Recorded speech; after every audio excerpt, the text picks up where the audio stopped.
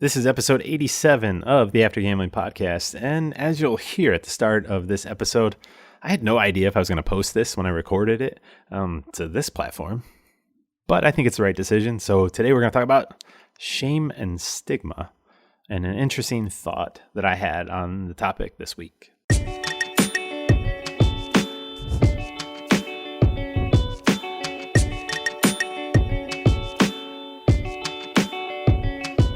Hey there, everybody. This is Jamie. I am not sure where this podcast is going to end up, but I wanted to get it recorded today, October 14th, 2021, because it was just kind of top of mind, and it's something that I've kind of not really thought a lot about in the past, but it kind of touches on a subject that has really kind of bothered me in the addiction world, in the kind of recovery world, is kind of talking about shame and stigma. And where I see this going south right now is that too many times shame and stigma is used as sort of the trump card to kind of end all discussion when there's some really good discussions or really good questions sometimes that are brought up. It's like, hey, don't shame me, don't apply any more stigma. And I understand that. Somebody that's experienced shame and stigma from an addiction, you don't have to tell me what it feels like. I understand it. I think we all understand what it feels like to be shamed or stigmatized, and it goes against everything we want in life, which is to just have human connection. It's basic human need, right? To be heard and understood. And so many times I think shame and stigma, those are kind of outputs when we don't feel heard and we don't feel understood. We feel like an outcast. We feel like we're different, we're unique, we're not like other people, and especially when we feel like other people are making us kind of pushing us to the edges or just don't see us in a positive light, right? But anyways, and I'm not sure if this has anything to do with it, but I was listening to the Joe Rogan and Dr. Sanjay Gupta podcast this morning, which was fantastic. I loved it. The only thing I didn't like was his recap of it that he posted on CNN.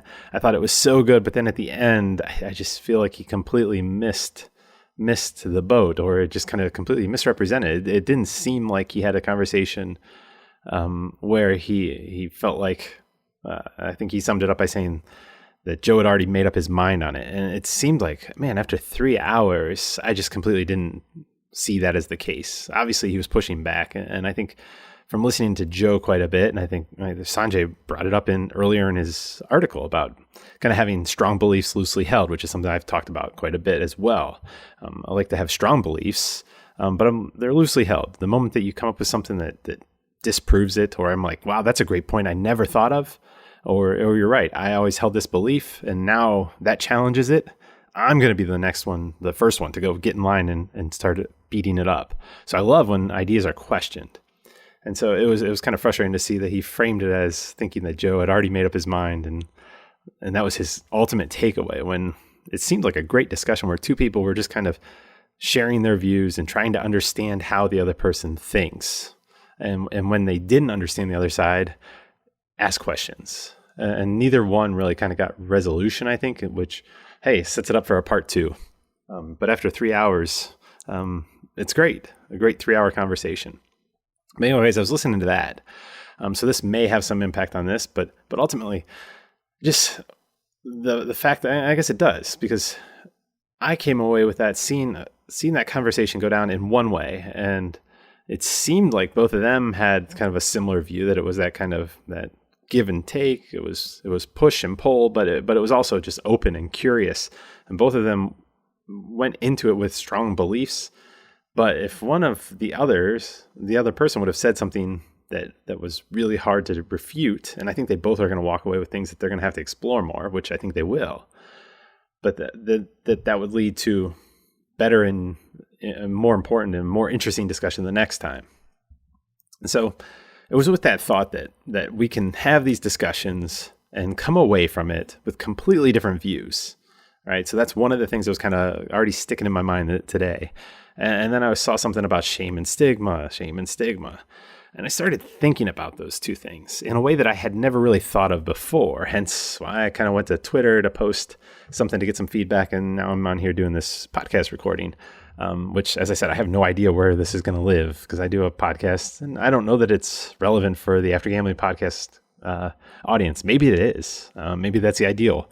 But I know it doesn't stop there. I know that this is something I think would be a better discussion to get as far out into as far many different channels as possible. But anyway, so I'll first just kind of read off the tweets. It's probably the best way to start through this. And I posted these on the After Gambling podcast at After Gambling on Twitter. And so let me just read through them. Interesting thought experiment. The same message can be delivered in the same tone at the same time to two individuals, yet they come away with vastly different interpretations. Why? My guess is it's rooted in the stories each possess prior to taking in the message. I believe this has application in how we address addiction, especially in discussions about shame and stigma. Is it possible that SNS, shame and stigma, are better indicators of the stories, I put in parentheses, often false, inside the mind of the person struggling with addiction, than they are an indicator that there's something wrong with the message being delivered? Seems possible, maybe even likely. The goal wouldn't be blaming the person experiencing the shame and stigma, but rather better understanding it so it can be addressed effectively. Thoughts? And then I had one add-on tweet, and I said, of course, there are obvious exceptions. And of course, there are examples where both things can be true and corrections need to be made to the messaging as well as the receiving. This is most likely correct in my opinion. So having gone through that once and just reading through, kind of go through now again to kind of highlight some other stuff that Twitter just doesn't allow. And that's why I love long format discussions. And unfortunately, I'm doing this kind of solo here, but would love to have other people that have strong beliefs loosely held and are interested in this discussion to reach out so that we can discuss these and go through it and try to explore it to see if there's something here, kick the tires. Maybe there's nothing here. And this is just a random thought. But I think there is. And so let me go up to the beginning, which is, okay, you have these messages that people will often raise their hand and say, look, you can't say that. It adds shame and stigma to my life. And first of all, I think there are people out there that surely do this, right? There's trolls on all social media platforms that go out to intentionally try to inflict shame and stigma on people. But I think that's in the small minority of these instances. I think a lot of times when that trump card is played, if you talk to the person that said whatever they said, they truly had no intention of increasing shame and stigma. Maybe they did it unintentionally, but their messaging and their goal wasn't that. And then kind of add to that if they said that same thing to somebody else that maybe didn't have that background, didn't have those stories from their past, there wouldn't be any shame or stigma. So that right there tells me, okay, is this a messaging thing or is this a receiving thing? And as I said in the end, it can be both, right? We can improve our messaging so that it doesn't increase shame and stigma. That's a good thing. But the other side of it, which doesn't get pushed back on enough, and I think it's just one of those things that people are afraid to speak out and get canceled and called out for being an awful, terrible person, is to say, that wasn't what I was saying. And part of the reason you think it's that, or may interpret it as that, is based on your own life experiences. And again, that's not adding shame or stigma to you and not trying to paint you into a corner, just to say that we all have these unique life experiences. And this is a bigger picture topic that I strongly believe is that ultimately all of our decisions in life, our views on life, our happiness, all of these things end up coming down to the hundreds of thousands or millions of stories we've collected over our lives and decided that which ones are true and which ones aren't true. And those things that we hold so closely in our hearts, in our lives, are those stories that lead us to make decisions. Do we go to church on Sunday or do we not? Do we go out to get food or do we order in or do we cook our own food? What type of food are we buying? What decisions are we making with our spending, with our work, with our relationships? All of these things come down to stories. You really trace it back to the origin, and it all comes down to this large collection of stories. And every single one of us, all 7 billion people on this planet, have a completely unique set of stories in their head. And this is where like siblings, we often talk about like, well, siblings, they have so many things in common, right? Because they were raised in the same environment, but you see, and they come out with completely different stories, completely different views, takes on life. And I think it's due to like, you cannot clone the exact experience across people. And so as we start to go through and navigate all of these different journeys, whether it's just being in a different classroom with a different teacher, a different coach, different occupations, they all shape these stories in our head. And ultimately, and this is going back to the topic of the day, which is they shape how we interpret things that are said. And in some cases, because we've had certain things, or we're on edge, or we're uneasy, we're embarrassed about something, we're ashamed of something from our past, it might increase shame and stigma in one person, where somebody else that had a completely different set of experiences or didn't experience those certain things, don't have those stories, will look at that same message and be like, how does that increase shame and stigma? It doesn't compute, because it's not even, it doesn't trigger that same reaction.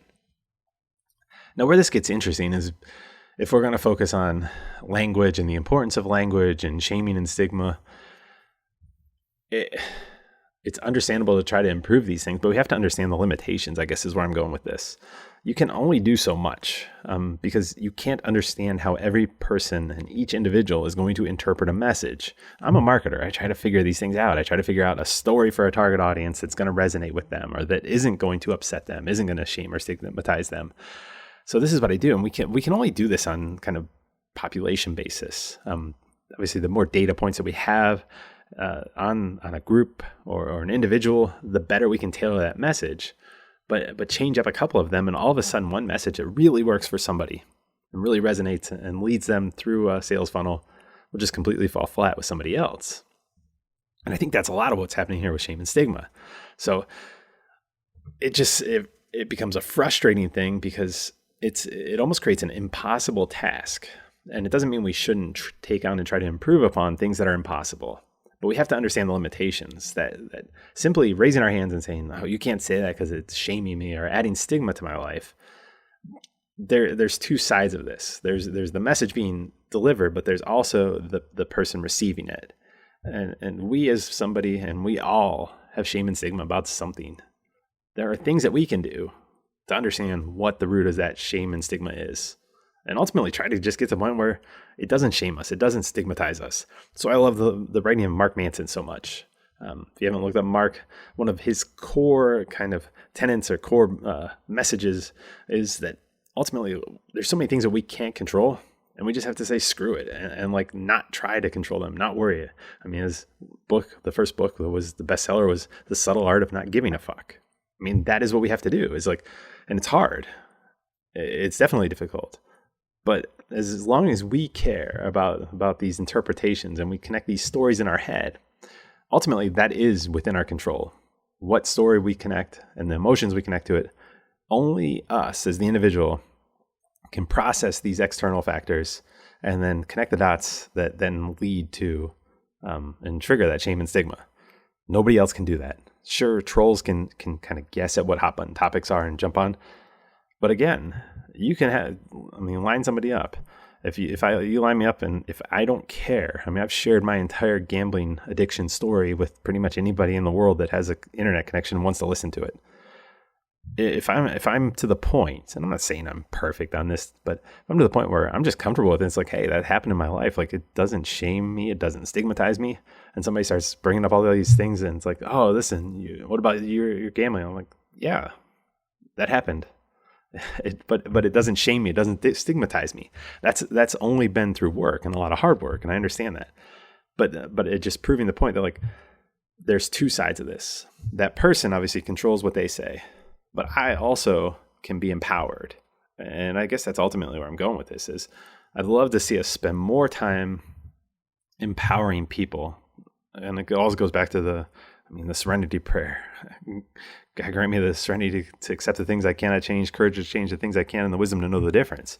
This is something we can change. Like, this is not something that's out of our control. We can't control the message in so many cases, unless we're the person doing the messaging, which we all are.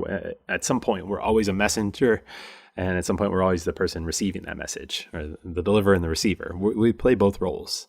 And I guess in just playing both those roles, we should be able to understand how this can be complicated, and also how we can improve our role on both sides of it.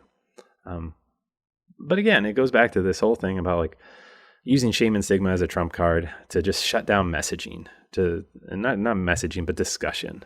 And that is my frustration. I see it all the time. It's like, you can't tell me because this increased my shame and stigma. Like, you can't tell me like that doesn't matter. It's like, it's complicated, right? And the more that we kind of just understand that it's complicated and that there's two sides of this, then all of a sudden it doesn't advocate, or it doesn't, what's the word I'm looking for?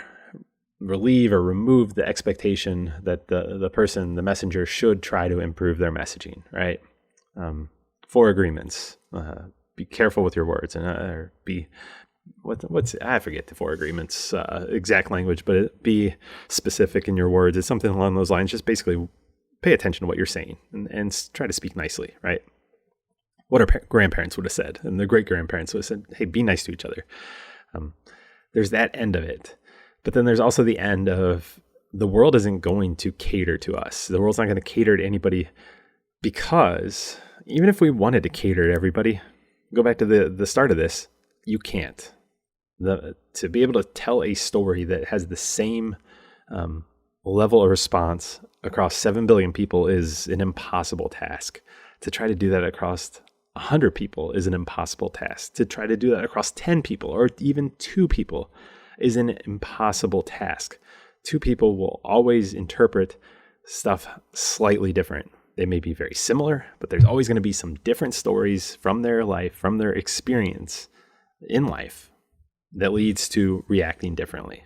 So this is just something, shame and stigma, man, it's an interesting topic. It's something, as I said, we should all be trying to get better at, but getting better at it, and I guess that's my big takeaway, is a two-sided approach. There's 2 sides of this coin. We can improve the messaging, but we also need to start helping people to improve the things that are well within their control on shame and stigma, and understanding their stories, dissecting their stories. This is where therapists play such a huge role. Support groups play such a huge role. I'm in a group on Monday nights and we hang out, and it's a bunch of guys most times. And like, we talk about things and we get called out. Like, we say something and somebody's like, well, I don't know about that.